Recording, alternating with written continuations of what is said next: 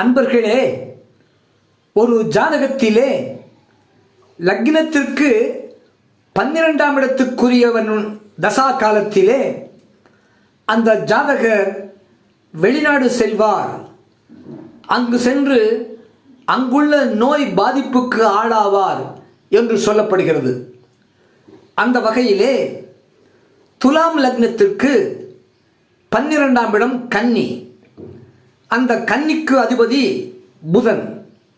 ஆகவே துலாம் லக்னத்தில் பிறந்தவர்கள் அந்த துலாம் லக்னத்திற்கு 12ஆம் இடமாகிய கன்னிக்கு அதிபதியாகிய புத பகவான் தசா காலத்திலே அந்த துலாம் லக்னத்தில் பிறந்தவர்கள் வெளிநாடு செல்வார்கள்.